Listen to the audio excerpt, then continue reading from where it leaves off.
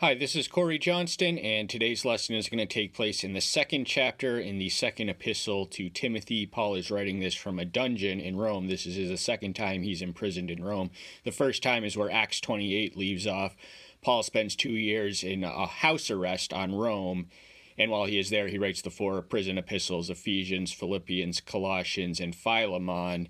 And in between the release in 62 or 63 AD and the second time that he is there from 66 to 68 AD, that is when he is writing this. In between that window of time, he penned the epistles. First, the first epistle to Timothy and Titus. This is an altogether new genre in Paul's writing. This is the pastoral epistles, whereas all his other epistles are written to collective bodies. These are written to leaders of churches, and we read them as guidelines for ourselves.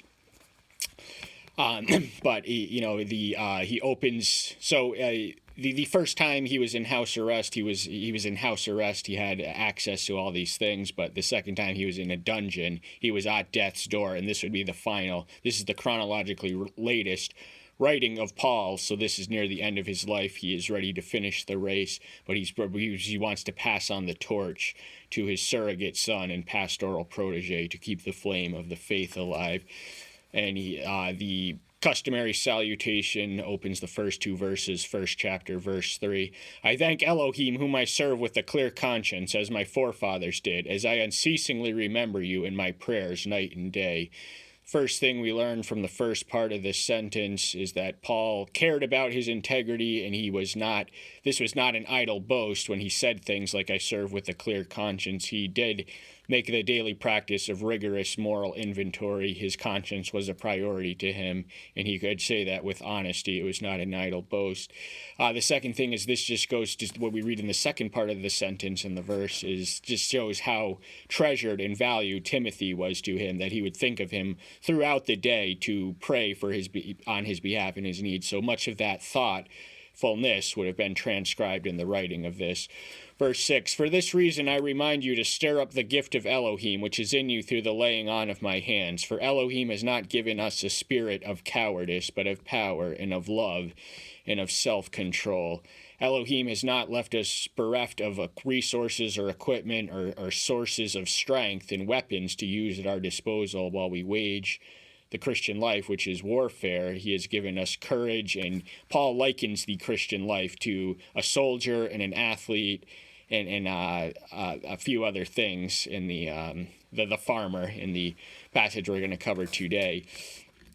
But because we are in literal warfare, spiritual warfare, a cowardly Christian is a contradiction in terms. There's no such thing, no such creature on God's green earth.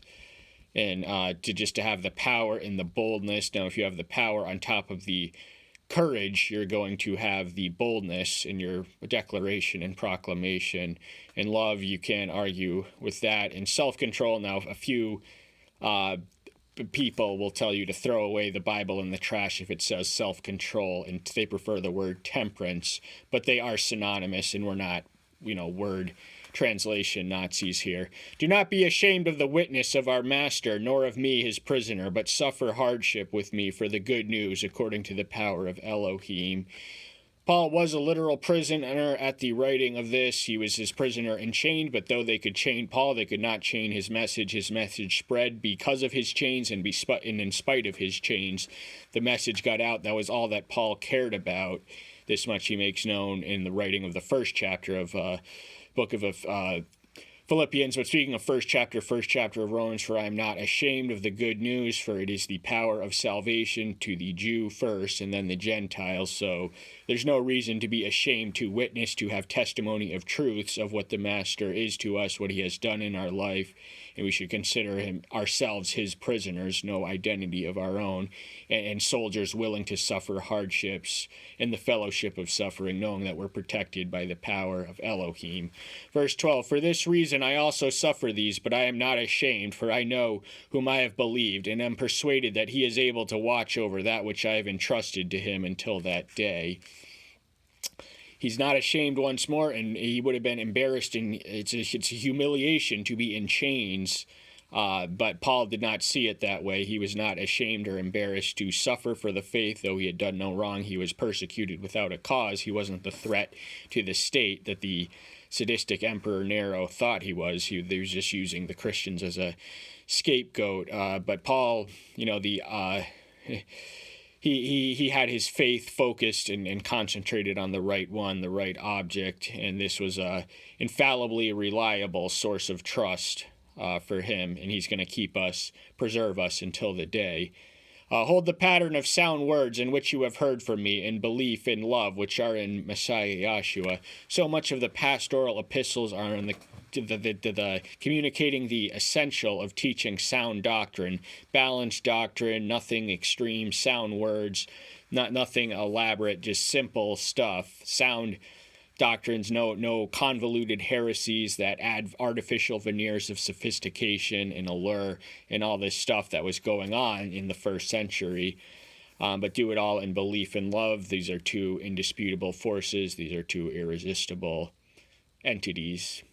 Watch over the good deposit that was entrusted to you by the Ruach Kadesh dwelling in us. He also speaks of a deposit. So as stewards of the word, they are not ours to lay on a shelf. They are ours to deposit to people we trust so that if something might grow from having deposited our knowledge with them. And so much of the flame now, Paul carried the torch, Timothy carried the torch from Paul, and he passes it to us today. And much of Paul's individual struggles, he had a falling out with two individuals who are named. He also names Onesiphorus, the slave of whom we read, who visited him in his chains. Onesiphorus was an escaped slave of a prominent member at the assembly at Colossus, who Providence had placed in his path. He was in Rome, and Paul converted him and encouraged him to go back to his master, but not without writing the epistle of Philemon to instruct him to receive him in loving arms and open. First verse, second chapter, 2 Timothy. You then, my son, be strong in the grace which is in Messiah Yahshua. Timothy was considered by Paul a son, a surrogate son. Paul was a bachelor. He had no wife, no kids, so he had this pastoral protege with whom he had invested more than the ordinary amount of affection. He became his de facto son. Certainly there's a closeness and an intimacy between Paul and Timothy that's just not really there. With Paul and Titus, their relationship seemed to be more professional. It was certainly cordial and friendly, but they had the bond. Now, Timothy couldn't have been a dozen or 24 years Paul's junior, but he was a young one, and he had the ability, he had the potential, he had the fire. He just lacked he struggled with asserting himself, and a lot of people took advantage of him because he was young and because he was meek. So he tells him to be strong, walk in the power of the grace, and you will walk in the victorious Christian life. If we walk in the power of grace, the victory is already ours. And what you have heard from me among many witnesses, entrust those to trustworthy men who shall be competent to teach each others as well. This connects with the deposit that we read in the 14th verse of the first chapter. So what we do with the word is we distribute it. We do not keep it and hoard the message to ourselves. The word is a seed, and we have to get the seed outside into the field in order for anything to grow. We got to get it away from us and outside of us. It's going to implode if we keep it to ourselves. And Timothy would have been a traveling companion throughout Paul's beginning in his second missionary journey. He would have went in a lot of the places he went, so he would have been familiar with the sermons and the preaching and all the stuff that he had been taught. So he was depositing that with Timothy. Timothy is depositing it to the people at Ephesus to whom he ministered. He deposited it for the next generation deposited it since, and that's how we have the faith that was alive and on fire between Paul and Timothy that speaks throughout the ages, because they are trustworthy men. Now, our testimonies, now, there is no such thing as an authentic testimony that is secondhand. We all have witnesses of God working in our lives, working in us, through us, and over us, but the secondhand testimonies that we read of in Scripture are, we accept them because we accept by faith that these men's testimony are trustworthy. Suffer hardship as a good soldier of Yahshua Messiah. the unglamorous aspect of the Christian life is that we are called to trench warfare. This is so a lot of people resist it. They embrace Christianity to be peacemakers, and they don't sign up for the struggle, the concept of struggling and defeating and conquering and beating and emerging victorious over an opposition side. Now, it is necessary that we are in warfare because we are engaged in the cosmic struggle between good and evil, which rages around us and often within us is just as much as around us. So we have to, now when you became a son of God, you also became his soldier. When you were adopted into the heavenly homeland, you were conscripted into his army. There is no such thing as a Christian who is not in the battle. We are all in the battle. Hence, we might as well engage the enemy. The problem is a lot of Christians don't know they're at war, but they need to have the bunker mentality, because sin and Satan is lurking around the corner if we let our guard down for a second. So we have to be as disciplined as soldiers and obedient. We are to have unquestioning obedience and loyalty unto death, much as a soldier does. No one serving as a soldier gets involved in the affairs of this life in order to please him who enlisted him as a soldier.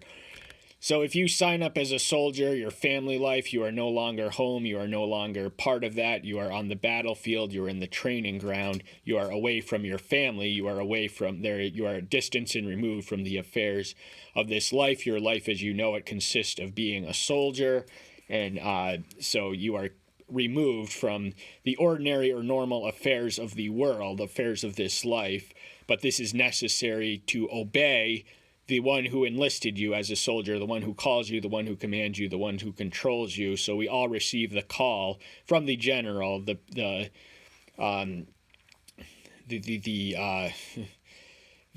rider in the white horse who returns, who is a soldier himself. He's going to return on a rider in white horse with a sword in hand in the Revelation 19th chapter.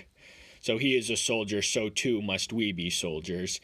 And if anyone competes in a game, he is not crowned unless he competes according to the rules. Greek athletic contests would have been heavenly monitored, and rightly so, and because the presence, the possibility of cheating degrades the competitive integrity of athletic competitions, and there are no shortcuts to salvation. You cannot trick, you cannot deceive, you cannot hide a single thing from the all-seeing, all-knowing eye in the sky. So there are no shortcuts to salvation, there are no tricks, there are no gimmicks. You have to do, if you want the reward, you have to work for it. You cannot slack off one day. You have to be perpetually engaged in practicing and discipline and refining and going forward and just grabbing and achieving victories within victories, share of the crops. That just doesn't mean it's a one grab of a crop. It means you keep coming back to share. You have your abundance of crops. Think over what I say, for the master shall give you understanding into all this. So by thinking over what he says, by pausing, considering, and reflecting over the things that he has just written to him, he has promised that the Spirit of truth, through the Ruach Kadesh, remember, he reminds the disciples and points to the Messiah. So he's the one who's going to point him to the one who will give you understanding in all these things. Now there is, you can spend a lifetime here, and if I went back a month from today and read the same chapter, I would not have identical thoughts. But I forget where I was going with that. Verse 8, remember that Yahshua, Messiah of the seed of David, was raised from the dead according to the good news. So that he was raised from the dead is a declaration and a testimony and a witness and a revelation of his divinity. That he was a descendant, a biological descendant of the seed of David, was a witness and a testimony of his humanity. So he was divine and human, and these were in creative tension. There was no contradiction. He combined both at once. He was the incarnate Son who was born of a virgin, and he combined humanity and divinity in him, and because of that, he was constitutionally capable to procure our propitiation, because he was able to raise himself from the dead, because he was not human or in the ordinary sense. But this is the nature and the message and the content of the good news, that there is a victory over the grave, and you can share in it. Eternal life awaits the saints. That is when we will call heaven our home. That is the best news of all. Good news is an understatement. For which I suffer hardship as a criminal unto chains, but the word of Yahweh is not chained. Paul was technically a criminal. He was a threat to the state. The state had him in custody, but his crime was harmless. He was a convenient scapegoat and a ringleader of them, and he happened to have the historical misfortune to be in the city of Rome while Nero sat on the throne.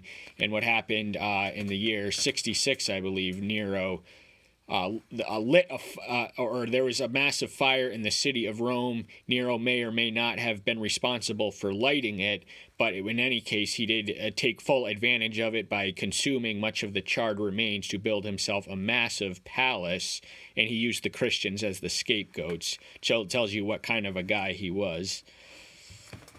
So I endure through it all for the sake of the chosen, so that they too obtain salvation, which is in Messiah, Yahshua, with everlasting esteem.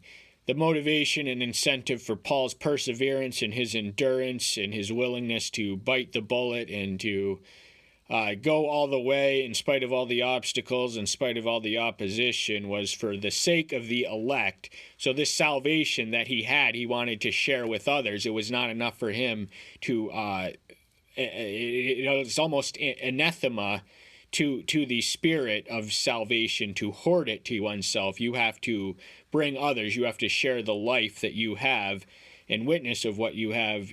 Sharing salvation is the natural cause and effect of being saved. So we do attain deliverance, and the concern, I wish the entire world could be saved. I wish with all my heart, but that's just not the case. That's not a reasonable expectation. It's not the way it's going to be. But, we do have the ingredients, we have the formula, we have the equipment, and we have everything we need to know in order to be saved, that we should share our testimony to build and to associate with the saved, because saved people will naturally seek out and gravitate and flourish among their own. Trustworthy is the word, for if we died with him, we shall also live with him. Trustworthy is the word. That phrase is unique to the pastoral epistles.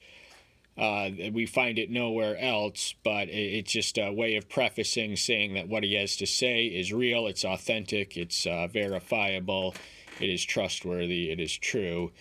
And if we die with him and for him and in him, then we shall live with him. The paradox of the resurrection is that by his death, we gain life. So it's all possible because he died and rose from the grave. That is not something we in ourselves can produce, that effect for ourselves. We, in and of ourselves, when we die, we become worm food. Through his power and his presence and his grace, we can be uplifted and exalted into the resurrection and live with him. And we have to die for him. We have to live for him while we live this life on this earth. And we have to die for him daily. So in the spirit of self-sacrifice, we have to daily die. And then when we die, we shall have life eternal with him, in him, and through him, and intimate proximity to him. If we endure, we shall also reign with him. If we deny, he shall also deny us. So one of the blessings of enduring to the end, he who endures to the end, the same shall be saved. We read of in the Mount Olivet discourse. So the Christian life is a marathon. It is not a sprint. It is a 365-day-a-year, 24/7 gig. Endurance is essential. But if we do endure, why do we endure? We endure with the incentive and the expectation that we shall co-reign with the King, the Son, the royal prince. And if we deny him, he shall deny him. This is consistent with the teachings of Matthew 10:33. But if we confess him, he will confess us. He will acknowledge us. If we acknowledge him in verbal testimony in the earth, he will say, welcome, come on in heaven. If we deny him, Peter denied him, and that's something we are all liable to do. He will deny us in heaven, but he does not forsake us, as we read in the next verse. We forsake him. We can. If we are not trustworthy, he remains trustworthy. It is impossible for him to deny himself. So we are fallible, frail, and imperfect creatures. Our faith diminishes. It is not reliable. It is we all say and affirm that we will never sin again, but we daily succumb to sin. or at least, yeah, certainly daily.